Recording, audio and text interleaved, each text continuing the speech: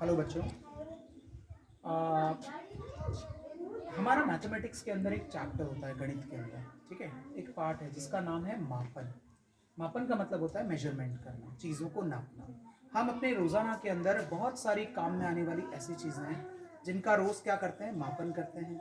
उदाहरण के लिए हम लंबाई को मापते हैं, हम भार या वजन को नापते हैं और हम आयतन को भी नापते हैं। देखिए, जैसे कि लंबाई, जैसे कि ये बोर्ड है, अगर मुझे इसकी लंबाई नापनी है तो मैं क्या करूंगा? सीधी सी बात है, एक साधारण सी इंच टेप वाली पट्टी ले आएंगे हम, फीते से ला करके इसको माप सकते हैं। अब फीते से मापना बहुत बड़ी बात नहीं है, जैसे कि हमारे पास में ये स्केल भी है, ठीक है। अगर मैं इसको स्केल से माप लूं तो ये कोई बहुत बड़ी बात नहीं है, लेकिन मुझे इसके मात्रकों का पता होना बहुत ज्यादा जरूरी है। अब मात्रक का अर्थ क्या होता है? जैसे कि मैंने बोला ये कितना है, मैंने कहा, तुमने यहाँ पे स्केल में देख करके बता दिया सर ये है लगभग 30 या 30। अब 30 क्या? किलोमीटर, मीटर, ग्राम, लीटर। तो कहने का मतलब है जो लंबाई होते हैं उसके लिए कुछ मात्रक निर्धारित किए गए हैं। ये मात्रक कौन कौन से हैं? लंबाई का सबसे छोटा मात्रक होता है मिमी, यानी कि मिलीमीटर। मैंने हिंदी में लिखा है एमएम, यानी कि मिलीमीटर। दूसरा मिलीमीटर से बड़ा जो है मात्रक होता है वो होता है सेमी, सेमी अर्थात सेंटीमीटर। तीसरा जो बड़ा मात्रक होता है वो होता है मीटर, जिसको हमने एम से रिप्रेजेंट किया है। और चौथा होता है हमारा किमी, यानी कि किलोमीटर। उसी तरह अगर हमको भार या वजन का मात्रक चाहिए तो क्या हो जाएंगे भार या वजन के मात्रक? अब देखिए, भार या वजन अलग अलग हो सकते हैं सबके। तुम्हारा वजन कुछ और हो सकता है, मेरा वजन कुछ और हो सकता है, या फिर ये छोटा सा पेन है, इसका वजन कुछ और हो सकता है। एक छोटी सी गोली जो तुम खाते हो, डॉक्टर तुम्हें देता है, उसका वजन कुछ और हो सकता है। लेकिन अगर मैं कहूँ एक बड़ा सा टैंकर जा रहा है, या फिर एक बड़ा सा पत्थर है, या बड़ी सी ईंट है, उसका वजन निकालो तो उसका वजन जो है वो थोड़ा ज्यादा होगा। तो कहने का मतलब है छोटी छोटी चीजों से लेकर के बड़ी बड़ी चीजों तक सबका वजन जो है एक जैसा नहीं होता है, अलग अलग वजन होते हैं। तो देखिए, जो आप गोली खाते हैं छोटी सी, जो आपको डॉक्टर लिख करके देता है सर्दी जुकाम की, उसका अगर आप वजन चेक करेंगे तो वो होगा मिलीग्राम के अंदर, एमजी के अंदर। कितना हो जाएगा? एमजी के अंदर। फिर ग्राम के अंदर।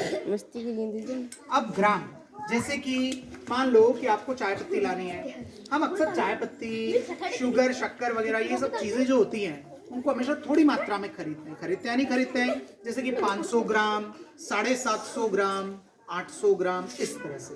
तो लंबाई वजन का एक और मात्रक हो जाएगा ग्राम। और सबसे बड़ा जो यूनिट होता है इसका फिलहाल कक्षा 8वीं के स्तर पर इसका जो बड़ा यूनिट होता है वो किलोग्राम होता है, ठीक है। किलोग्राम का मतलब 1000 ग्राम, ठीक है। उसी तरह से हम आयतन को भी मापते हैं। मैंने एक सुबह तुमको बहुत अच्छे एक उदाहरण से समझाया था कि एक वाटर बॉटल ले लेते हैं, पानी की एक बॉटल ले लेते हैं, ठीक है। अब पानी के अंदर क्या आएगा? द्रव आ सकता है। अब ये द्रव तरह तरह के हो सकते हैं, जैसे कि पानी एक द्रव है, तेल एक द्रव है, दूध एक द्रव है, पेट्रोल हो गया, डीजल हो गया, कोई केमिकल हो गया।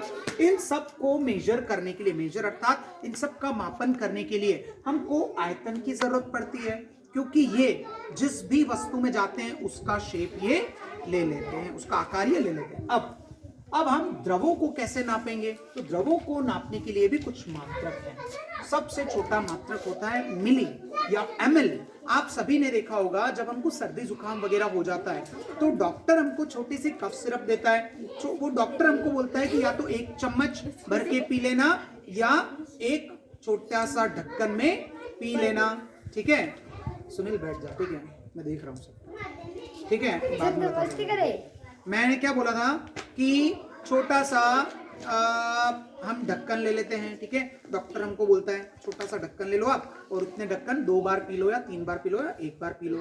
तो उस मात्रा को हम एमएल में नापते हैं। किस में नापते हैं? एमएल में नापते हैं। तो एक मात्रक हो जाएगा आयतन का मिली या फिर एमएल।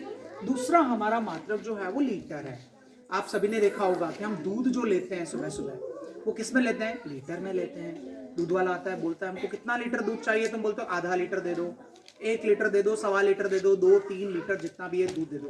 पेट्रोल भी हम भराते हैं तो लीटर्स में भराते हैं। आजकल मार्केट के अंदर पानी की बॉटल्स अवेलेबल है, वाटर बॉटल्स। तो वाटर बॉटल्स जो होती है वो भी किस में आती है, लीटर्स में आती है। 1 लीटर की भी आती है, 2 लीटर की भी आती है, 5 लीटर की भी आती है, ठीक है। उसी तरह से किलो लीटर, अब किलो लीटर जो है वो बड़ी यूनिट है। किलो लीटर जो है वो बड़ी मापन की इकाई है, या मापन का एक मात्रक हो सकता है, मापन की एक इकाई है, ठीक है। जैसे कि तुमने देखा होगा पेट्रोल पंप पर जब हम पेट्रोल भराने के लिए जाते हैं तो उससे पहले एक बड़ा सा टैंकर आता है, वो बहुत सारा पेट्रोल लेकर के आता है।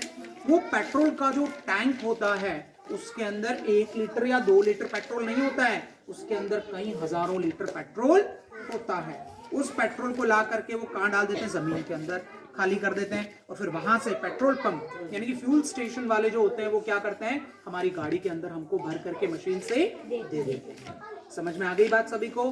अब तुम लोग देख सकते हो जब तुम अगली बार तुम्हारी गाड़ी के अंदर पेट्रोल भराने के लिए जाओगे तो वहां पर एक डिजिटल मीटर लगा होता है। उस डिजिटल मीटर पर पैसे भी आते हैं और यानी कि अमाउंट भी आता है कि कितना पैसा हुआ और कितना लीटर पेट्रोल जो है आपने अपनी गाड़ी के अंदर डलवाया। अब एक देखिए छोटा सा कंपैरिजन किया हमने यहाँ पर। 10 mm बराबर कितना हो जाएगा, 1 सेंटीमीटर। 100 सेंटीमीटर बराबर 1 मीटर और 1000 मीटर बराबर 1 किलोमीटर हो जाएगा। आया समझ में सभी को? नेक्स्ट देखो 1000 मिलीग्राम कितना ग्राम हो जाएगा, 1 ग्राम। 1000 gram is equals to 1 kilogram and 1000 ml is equals to 1 litre और 1000 लीटर बराबर कितना हो जाएगा, 1 लीटर। आया यहाँ तक सभी को समझ में? अब देखो यहाँ पर एक कुछ सरल प्रश्न लिए हम लोगों ने, एक यूनिट से दूसरी यूनिट में यानी बड़ी यूनिट में, छोटी यूनिट से बड़ी यूनिट में कन्वर्जन करने के लिए। जैसे मैंने कहा 50 mm कितना हो जाएगा, 5 सेंटीमीटर। ये जो 4 क्वेश्चंस हैं मैं तुम्हें ऑलरेडी पहले करके समझा चुका हूँ। देखो यहाँ पर इसी क्वेश्चन को मैं दोबारा से बता देता हूँ। ये जो 400 सेंटीमीटर है उसको हमने क्या लिखा है, 4 मीटर। इसको करने का तरीका जानते हैं। हमें ऑलरेडी पता है कि 100 सेंटीमीटर जो होता है वो किसके बराबर होता है, 1 मीटर के बराबर होता है। तो मैंने क्या किया, मुझे 400 सेंटीमीटर चाहिए था, तो मैंने क्या किया, 4 का गुणा, मैंने 4 को 100 से मल्टीप्लाई कर दिया। तो 4 को जब मैंने 100 से मल्टीप्लाई किया तो कितना आ जाएगा, 400 सेंटीमीटर। इसी